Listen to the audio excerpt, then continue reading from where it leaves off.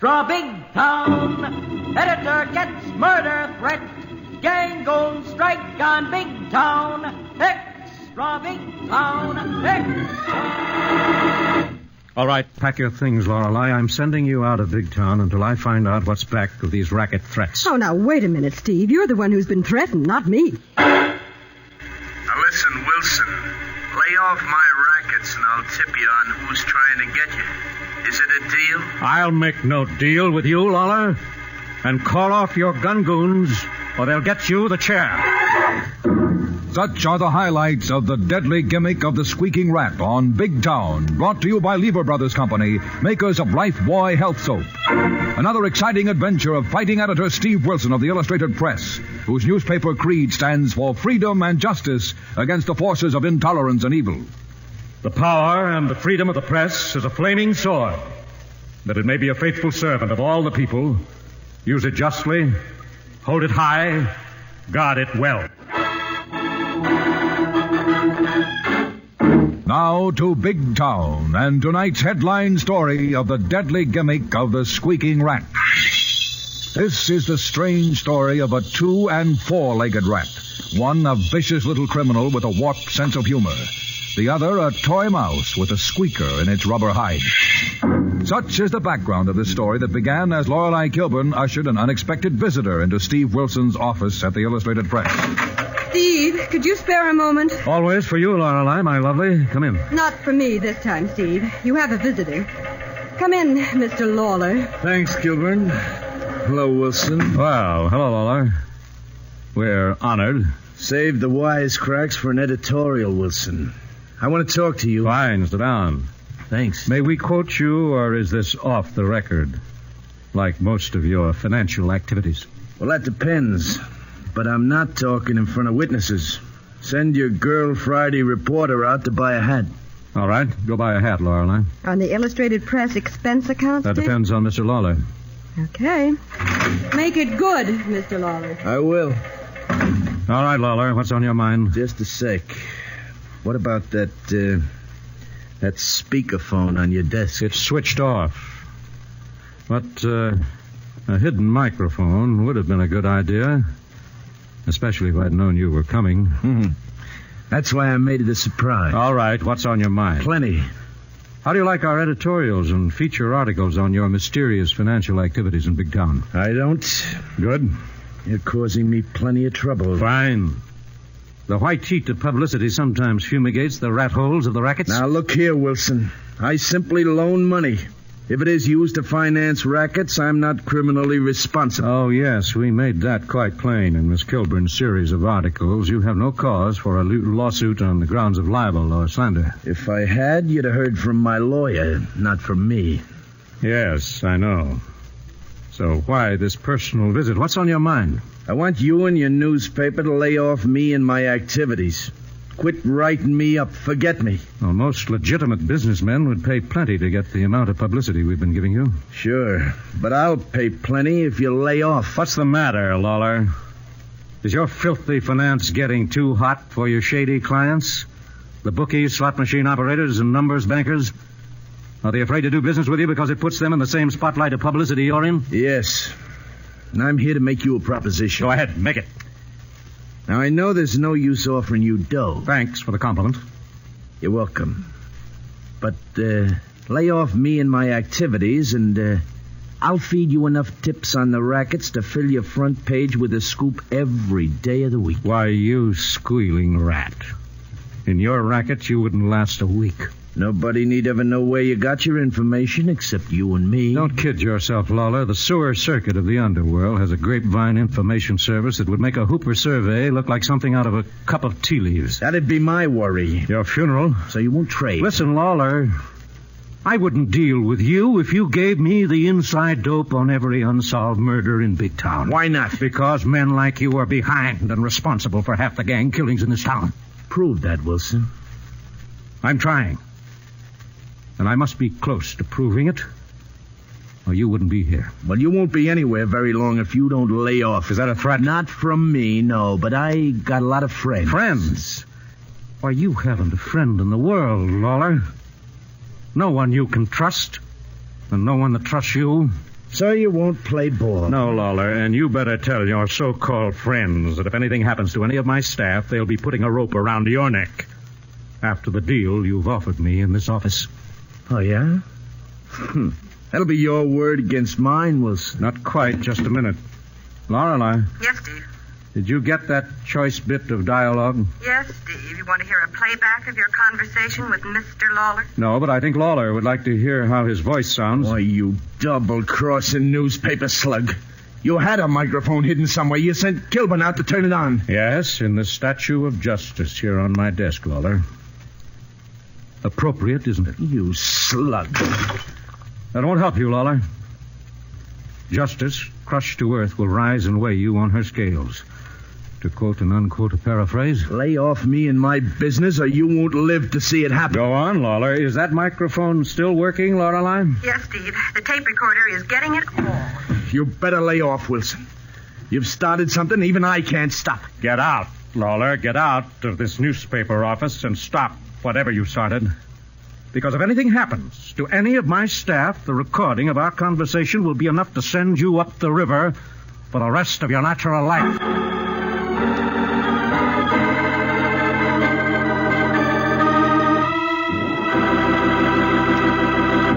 Now, back to Big Town and to Steve Wilson and Lorelei.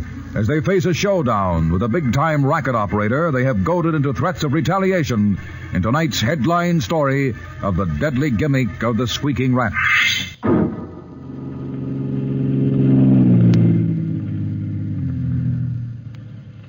Hey, Gimmick, what's the big idea driving out in this old coal dock? I ain't in no mood for no necking party, even if you was my type. Don't buddy yourself on both sides, Ruby. You ain't my type either. So what's the idea? One of your gags? Yeah, I'm gonna pull a yuck on a guy. Ain't it kind of late for April Fool jokes? This ain't gonna be no joke. I fixed me up a gimmick for a guy that's getting in the hair of a hotshot pal of mine.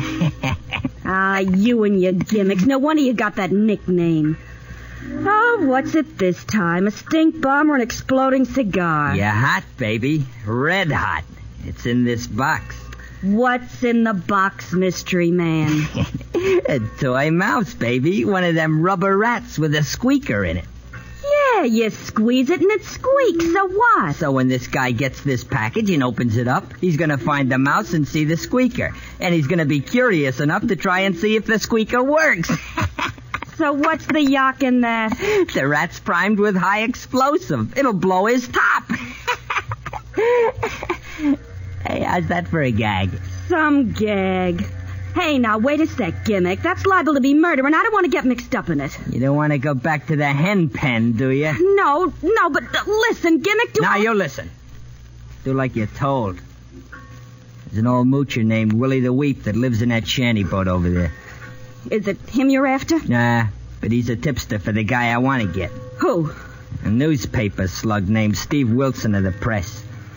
So, what's the pitch? Get out of the car. Go over there and leave this box in front of Willie's door. Hey, now, wait a minute. What if the moocher comes out and spots me? There's a light in the shanty boat. He must be home. Quit worrying. Just put it in front of his door and beat it. I'll turn the jalopy around and be ready to haul out of here. Go on. Take the box, but don't drop it. All right, but what if the thing goes off? Don't worry. It won't go till somebody gets curious enough to squeak that rat.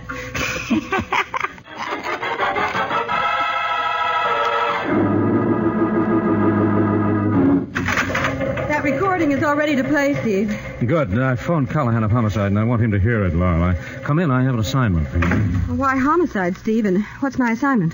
I want you to go to Washington for a few days until we find out what's behind Lawler's threats. Oh, now, wait a minute, Steve. Even if I did write those feature articles on Lawler's mysterious financial activities, surely you don't think he's going to do anything about it? I'm not taking any chances, Lorelei. The notion that reporters aren't killed for racket exposés has been disproven several times, and I don't want it confirmed by your obituary. Well, then you better come along to Washington. Lawler threatened you, not me. Sorry, you're taking a night plane. Just a minute. Steve Wilson, Illustrated Press. Mr. Wilson, it's me. Willie's the Weep. Hello, Willie. What's up along the waterfront? I don't know, Mr. Wilson. But Somebody left the package in front of the door of my shanty boat and beat it in the car before I could see who it was. What kind of package, Willie? Just a little old box wrapped in paper, and it's addressed to you, Mr. Wilson. Addressed to me? Yeah, it says, for Steve Wilson of the Illustrated Press, and the letters is cut out of newspaper and pasted on the package like crooks use on ransom notes. Where are you, Willie? Oh, in a payphone near the docks. Where's the package? I got it with me. What'll I do with it, Mr. Wilson? Willie, listen carefully.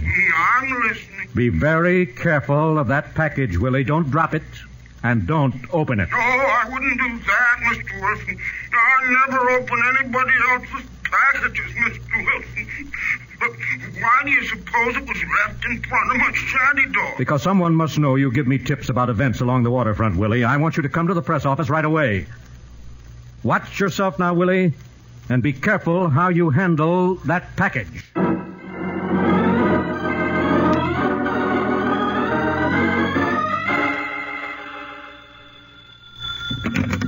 Yeah, hello? That you, Mr. Lawler? Who wants to know? It's me. Gimmick Martin. Louse the laughs. What's the idea of calling me on my private wire, and what's the gag? It's a gag to get a certain wise guy that's been getting in your hair lately. Don't do me any favors, Gimmick. Your tricks and gags are about as funny as a crutch. Don't worry. This one will pay off with a great big yacht. And already it's in the works. What's in the works, comic? You know that racket-busting newspaper slug, Wilson? Wilson of the Press? Yeah. You dope, what have you pulled? Relax.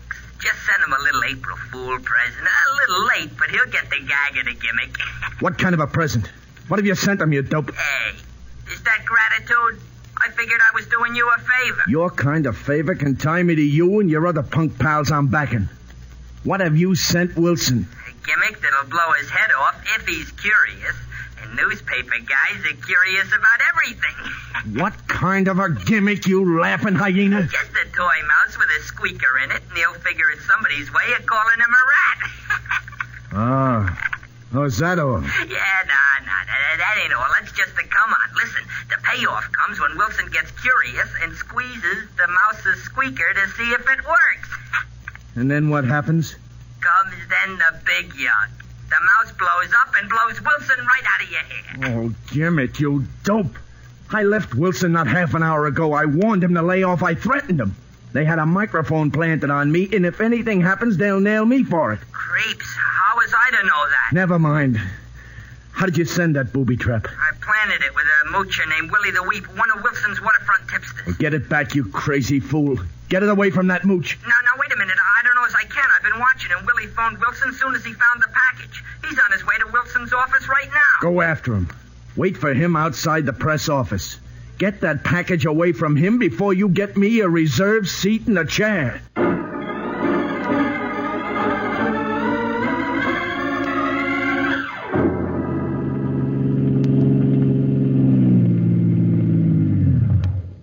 Okay, Ruby. Wait here, right behind the wheel. Say, what's the matter with you, Gimmick? What's the idea of racing across town and parking right in front of the Illustrated Press? Shut up, Ruby.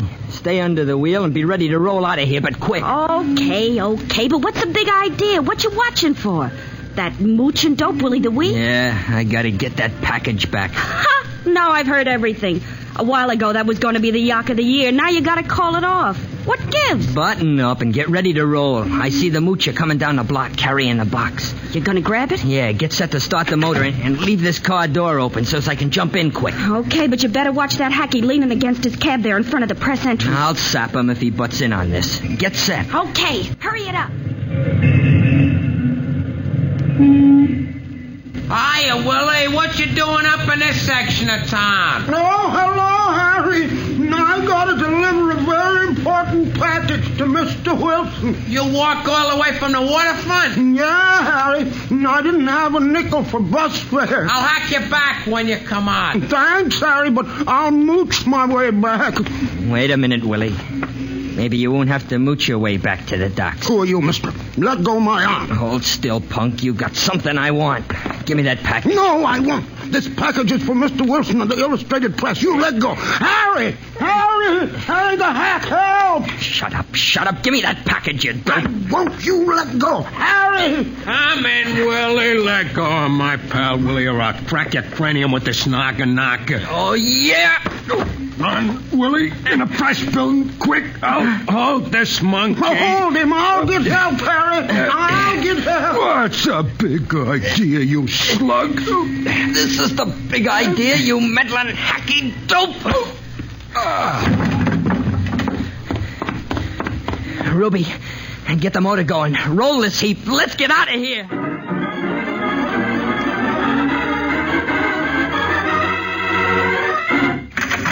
Steve, here's Willie with the package, and Harry, look at Come him. in, Willie. Good grief. What's happened to you two? A fella tried to get this package from me right in front of the press entrance, Mr. Wilson. Yeah, he jumped Willie and I jumped him, but he was plenty handy with a blackjack, boss. Harry tried to hold him, but he got away in a car that had a girl driver. Did either one of you spot the license number? Not me. I was seeing stars. Sorry, boss. And I was too busy holding on to this package you said to be careful of, Mr. Wilson. Now, let's see that package, Willie. Put it on the desk very carefully. What is it, Mr. Wilson? How come I gotta be so careful with it? I don't know, Willie. But there's something queer about this whole affair, and we're not going to take any chances. Well, maybe it's a delayed April Fool's joke, Steve. Perhaps, Lorelei, but the fact it was left in front of Willie's shanty could mean it comes from someone who knows Willie works for us from time to time. But, Steve, maybe it's another one of those symbolic threats you get from cranks every once in a while.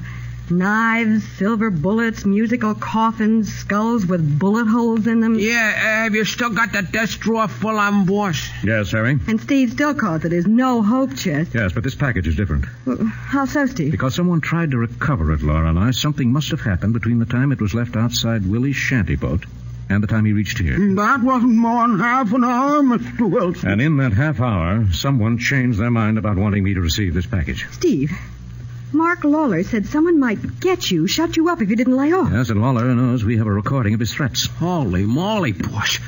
Maybe that box is a bomb, a time bomb. It's about the size of an alarm clock. No, Harry, I'm sure there's no time clock mechanism. I listened very carefully, and it isn't heavy enough for a battery type. Now, Steve, be careful. Don't open it. Don't worry. Inspector Callahan has a couple of specialists who know how to handle such things. Take that call, Lorelei. Tell whoever it is that I'll call them back. Okay, Steve. Steve Wilson's office, Illustrated Press. Hello, police headquarters. Inspector Callahan of Homicide, please. Steve Wilson calling. Oh. Who's calling me, Lorelei? Steve, I think you better take this incoming call now. Well, who is it, Lorelei? Mark Lawler, and he sounds worried. Well, he may have good reason here. Take this other call to Callahan. Ask him to come up here and bring one of his bomb specialists on the double. Okay, you talk to Lawler. He sounds like a cat on a hot Well, stove. he may be just that and a lot more. All right, Lawler. What's on your mind? I suppose you've got that wire recorder hooked up with this phone, Wilson? You'll have to risk that, Lawler. What's on your mind since you last talked? I got a hot tip for you, Wilson. I told you I'm not buying any tips from you, Lawler. I don't want anything for this tip. And I don't want any favors. You better listen, Wilson. Why should I listen to you? You're marked to get it, and how? All right. How? Well, just for the benefit of your tape recorder, I don't know. But you're primed to get it, but good. Stop lying, Lawler. If you know anything, you know all about it. And you probably know your stooge wasn't able to get the package back from Willie the Weep. Hey, it wasn't my idea. I had nothing to do with it. Well, you'll have a tough time proving it. After the threats you made in this office tonight? Well, I didn't know about it then. I was just bluffing, trying to scare you off. Yes, I thought as much. What have you heard since then? Who sent that package? Talk. All right, Lawler. Talk if you want to get out of this. Now, wait a minute. What's the deal for me? I'm making no bargains with you, Lawler. Who left the package with Willie the Weep and beat him up with a blackjack trying to get it back? What's his name? What's his name, Lawler? All right. A punk numbers banker called Gimmick Mutt. Gimmick Mutt? Yeah. Where's he hang out? I don't know. But he's going to call me again in a few minutes, and I could tell him to be someplace, and you could pick him up. Tell him to be at your office in half an hour. My office? Yes, your office. But he'll know I crossed him up if you show with the cops. He'll know it sooner or later. Take it or leave it, Lawler. Okay,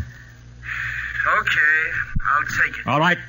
Have him at your office in half an hour, or the Gimmick's gimmick may blast you into prison for a lot of years.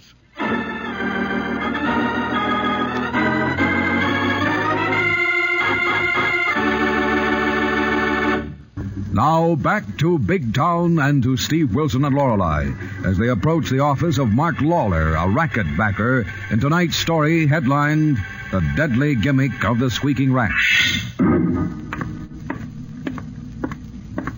Oh, there's Lawler's office, Steve, at the end of the corridor. Wait here, Lorelei. This is where you get off. But, Steve, you're not walking in there alone, unarmed. Oh, yes. But I'm not exactly unarmed, Lorelei. I have this little toy mouse the Gimmick sent me with his murderous compliments. But what's the good of that toy mouse? I think it'll frighten a confession out of the Gimmick. And Lawler, out of the business of financing rackets, wait here for Callahan of homicide, Lorelei. He'll be here in a couple of minutes. Then come in and get the facts for Fletch on the city desk. All right. But you be careful. I don't have to phone in your obituary for the final. I'll try to avoid that. Oh, hello? Wilson, a racket-buster newsie. Sit down, Gimmick. Come in, Wilson. Close the door. Thanks, Lawler. I see you got him here. Hey, what's the idea, Lawler? Is this the way you pay off guys that try to do you a favor? I don't go for favors that tie me into murder and maybe the chair. I'll get you for this, Lawler. I'll get you for this cross-up if it's the last thing I ever do. You'll have to wait quite a few years before you have a chance to try, Gimmick. Oh, yeah? You ain't got a thing on me, Wilson. Not a thing, but this little present you sent me, care of Willie the Weep. Hey, what's that? I never seen it before. I'll refresh your memory, Gimmick. Let's see what's inside this box. Hey, take it easy, Wilson. Take it easy. Why back away, Gimmick? Aren't you curious? Let's see what's so carefully wrapped in this tissue paper. Hey, take it easy. Well, if it isn't a little toy mouse. Look at it, Gimmick. Hey, cut it out. Take it easy. Stop backing away, Gimmick. It's only a toy mouse. Listen, Wilson. Yeah, it was only a gag. For a yak. Yeah, for a laugh. So you admit you sent it to me as a favor to Lawler? Yeah, a guy give me it. I'm always picking up things for gags. That's why everybody calls me Gimmick. Oh, so that's just your way of calling me a rat? Yeah. There ain't no law against that, Wilson. I can't be pinched for pulling a gag. Give me it, huh? Give me it back. Why do you want it back? It's nothing but a little toy mouse, Gimmick. With a squeaker in it. A little whistle that squeaks. If you press it like... Wait a minute. Don't squeeze that rat, Wilson. Why not? Here, you take it. No. You press it, Gimmick. Suppose you see if it squeaks. No, keep it away. Keep it away from me. It's loaded. Loaded with what? High explosive. It'll tear us to pieces. So it is a deadly booby trap, a murderous little hand grenade in the body of a rubber mouse. Yeah, take it away. Put it down, Are you loaded? Wilson. And send it to me. Yeah, put it down. I fixed it. It'll blow if you drop it. Put it down. All right, you can stop backing away. Okay, Callahan. Nice going, Steve. We've got all we need. But put that mouse down on the desk. Easy. And for heaven's sake, don't squeak that rat. Well, why not, Callahan? It's served its purpose. It's nothing but a harmless substitute copy of the one your bomb squad boys took to headquarters. Wilson, you tricky slug, you pulled a yak on me. Yes, Gimmick. Would you like to hear this one squeak now? Hey, don't. Yes, Steve. Put that thing down, slow and easy. Well, why should I put it down, Callahan? Because my bomb squad boys made a mistake. They got them rubber rats mixed up when they repacked the box for you. They did what? Yeah. The one they took to headquarters was the Dut. And this one is the McCoy, still loaded with high explosives that would have gone off if I had squeaked it? Yeah, Steve. To quote and unquote, lay that squeaker down, Steve. Just lay that deadly squeaker down.